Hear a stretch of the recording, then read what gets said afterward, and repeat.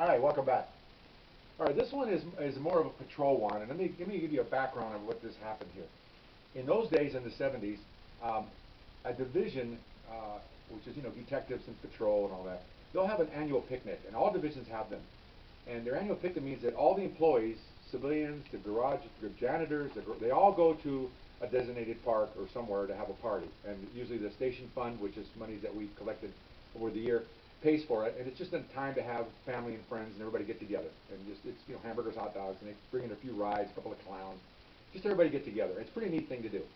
Problem with that is that we're a police department, so we cannot shut down. We're not making widgets, or we're not factory. So someone has to cover that division while all the division people are at their picnic. So what they do is they'll grab, say say they need 90 patrol officers to handle the shifts, which would be day and evening shifts, okay? So they'll take 30 or 15 from this division will come that day, 15 from that one, 15 from that one. We have a lot of divisions that send those officers for that day and that evening to supplement the uniformed guys that aren't working. And obviously each team that comes over, I think we have 15 guys come from our station. Usually send about 3 sergeants with them because we have to have our own supervision. That way the sergeant can control their people and everything's fine. And of course it's a little difficult for the guys working because we don't know the streets, so we have to carry maps. We have to know where we're going, and so that makes it a little bit difficult, but not a big deal. We know the main streets, no big deal. Where we were going was a division out in the San Fernando Valley, and it's kind of a mixed area of Latinos, a few blacks, and Caucasians. Kind of a mixed area up there in the San Fernando Valley, the North San Fernando Valley. So I never worked it before, so we're going up there. Okay. At that time, I had worked predominantly Latin division. It means I probably arrested 95% Latino people. I don't think I ever arrested. I might have arrested maybe 5 white people, a couple of blacks. It's just not the way. It's not the way it is. Every area has a geographical saturation of different ethnic groups, and that's what you're going to wind up arresting because that's just the way it is. Obviously. So this had a mix. So I never worked with a mixed division. I usually had Latins, which is fine. I mean, police work's police work. Doesn't matter where you're at. So I'm with my partner who's Latino. I'm Latino. So we're out there driving around and trying to go to these radio calls and try to do the best we can.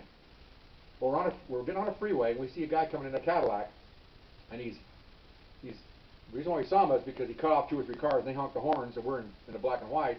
Cut him off, and then he's zigging zagging, and they're looking at us like, hey, they're pointing at him, and I go, we got it. So, and he's speeding. So I'm the passenger, my partner's the driver, so we take off after him. And he's moving out pretty good in a big Cadillac, an old Cadillac. So we finally get to him, and we had to chase him a lot, and he zigzagged 2 or 3 more times. And we finally let him out. Had to hit the siren because he wouldn't pull over, and he finally pulled over on the freeway. So we get out, and he gets out of that car, and I'm over on the passenger side, and the passenger officer is the one that makes contact with the driver. So my partner says, go talk to my partner. So he's already chipping away. What did you stop me for? He's a white gentleman, and dressed nicely. So I said, sir, step over here, please. What do you want? I said, well, you were zigzagging, you cut off some cars, they even pointed us out to you, and you're speeding, so I'm going to give you a citation. And he goes, oh, really? He looks at me, and I'm going, okay. I'm thinking, all right, when I see that stance, something's going to happen here, so I'm kind of ready. And as I see the stance, my partner is already moving to his blind side. Something's going to happen here, okay? It's an aggressive stance. And we're not too far away from each other, me and the suspect, or the driver.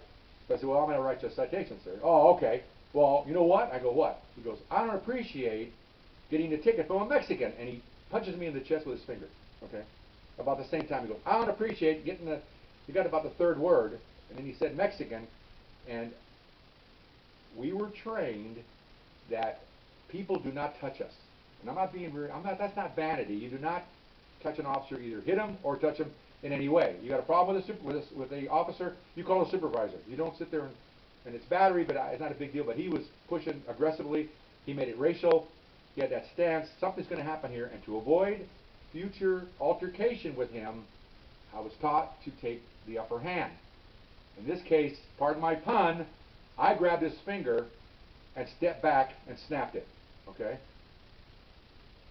He screamed, he went down, I got a hold of his finger, and I got a hold of his wrist, and I'm taking him down, and we cuff him, and it's obvious that I dislocated his finger. It's pointing sideways, okay? And he's screaming like a stuck pig, and I'm telling him, calm down, you started this, and no, I want to see, okay, fine, calm down. I want to see a supervisor. I said, no problem. So, put him in the car, screaming the whole time. I know it hurt, but too bad. Call my supervisor. He pulls up. my supervisor from my division, who is also a Latino. He pulls up.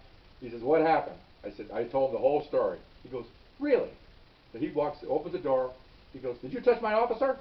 He goes, "Oh, no, I didn't. Did you call my officer a Mexican? Did you have a racial slur?" I mean, he's all over this guy, okay? He goes, "Well, I didn't do anything wrong." "Yes, you did." And he goes, "Oh, by the way, can you read my name? It is in a Z."